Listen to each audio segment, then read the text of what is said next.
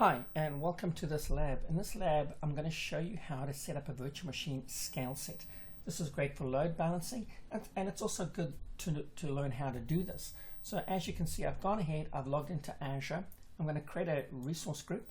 I'm going to call this VMS, short for Virtual Machine Scale Set. I'm click Create, and I'm going to go ahead and deploy that resource group. Once that resource group is deployed, I'm going to go to the search here and I'm going to just type in scale, and I'm going to select scale sets, virtual machine scale sets from the drop down. I'm going to go ahead and click create. I'm going to put that scale set in that resource group I created. I'm just going to call this virtual machine scale set lab. I'm going to take out the zones because we're not worried about zones for redundancy and business continuity. I'm going to go down, I'm going to select uniformed, and I'm going to go ahead here and I'm going to do auto scaling. So first of all, I'm going to change this instance. I'm going to go to auto scaling. I'm going to configure it. I'm going to click here to on that pencil to configure auto scaling. I'm going to say the default instance is going to be 1. I'm going to say the minimum instance is going to be 1. And I'm going to say the maximum instance is going to be 2. So again, default instance is 1, minimum instance is 1, maximum instance is 2. And I'm going to say if the CPU hits 80%, increase the server or add another server and add one server only.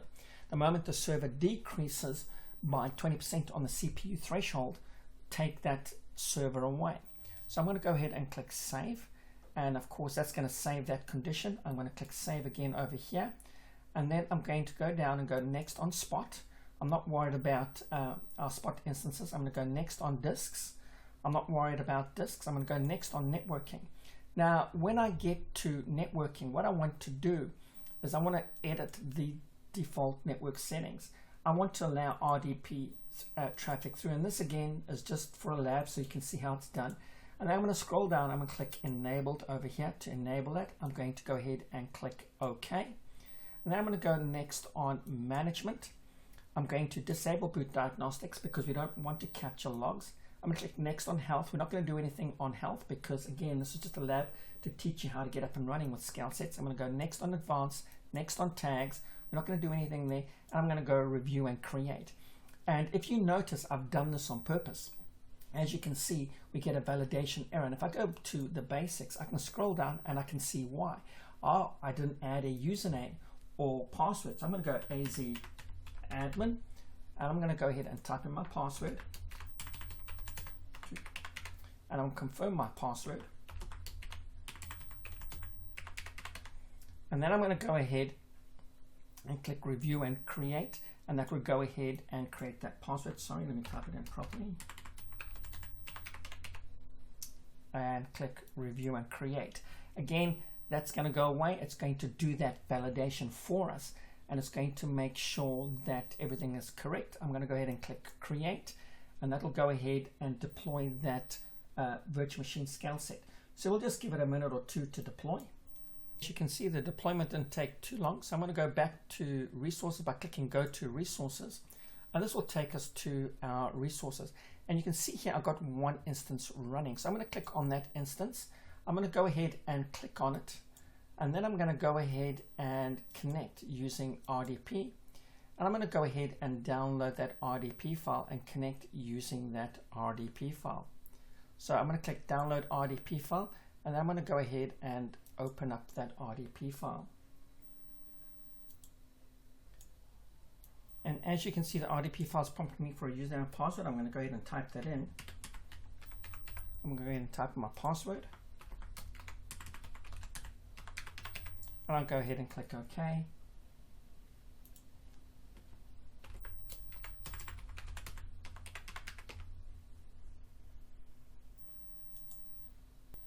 I'm going to get a certificate warning. I'm going to click yes. And that's going to connect me straight to my server. I'll bring that across so you can see that connection actually happening. And as you can see, it's connecting me to my server.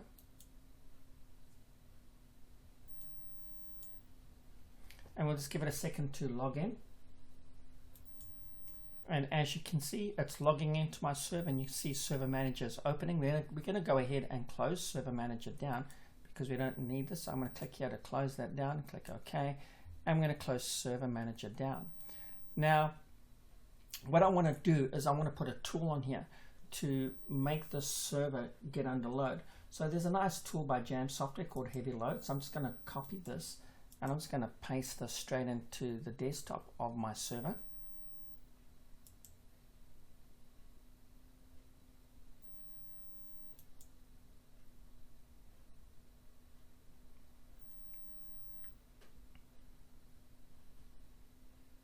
And that's just going to install that piece of software. That shouldn't take too long. Well, copy it onto the server and then we'll install it. Now that software is copied over, I'm just going to double click on the MSI file and go ahead and just go next. This typical follow through, next, accept the agreement, next. And I'll just say for all users, because it's just a lab, click next. And this is going to go ahead and install this software. And this is great for testing and trying to find out how your resources hold up underneath stress. So this is opening up heavy load. So I'm going to go ahead and I'm going to stress the CPU out to 90%. And I'm going to continue. And if you notice now, you're going to watch here, you're going to see this CPU now is going to get thrashed. It's going to start hitting a 90% level. Then after about 4 or 5 minutes, you're going to see my other server is going to kick in. So I'm going to minimize this. I'm going to go back into my VMS lab, go to my lab instances, and you can see I've got one server here running. Now the moment this server over here, this little bad boy, starts reaching 90% after 5 minutes, the other scale set, or should we say the other VM, is going to kick in automatically and help reduce some of that load. So again, I'll just pause this while this runs. Again, it takes about 5 minutes for it to kick in. So I'm going to go ahead and pause this, and we'll come back to this shortly once it's 5 minutes is up. Obviously, we're not going to wait for 5 minutes because that's a waste of everybody's time. But just be a bit patient while this happens. As you can see, my other VM has kicked in automatically, which is fantastic. This tells us it's working. So in order for this VM to actually remove itself, we actually have to drop the CPU usage back down again, because now it's under load. It's brought this up. This is where load balancing comes into play. So I'm going to go ahead and click on this, and I'm going to go ahead and say stop. And that's going to go ahead and stop that CPU from hitting 90%, that CPU. And hopefully after a short while, 5 or 6 minutes, we should now see that this VMS lab _1 will disappear and will go back to its original VMS lab 0. So again, we are hoping for this to disappear once the CPU usage drops. If you click refresh, you'll notice we still see it running. That is because it's still under load. So we need to wait a couple of minutes for that to happen, and in our case 5 minutes. So I'll just wait for that to happen. It shouldn't take too long. And as you can see, the server's now dropping, so it's now deleting that server, and we'll bring it back to that one server. And this is, like I say, it's scale sets kicking in. So again, we'll give it a second, and then you'll see now we'll only have one server running, because scale set, like I say, is removing that other server because it realizes there isn't a load on server 0. So therefore we can go back to having one server instead of 2 servers. There you go, we're back to one server. So I hope you've learnt a little bit about this lab. Like any good lab, when you finish, you want to go ahead and clean up your lab. So all you do is go to resource groups. I'll go ahead and select my resource group. I'm going to go ahead and say delete resource group.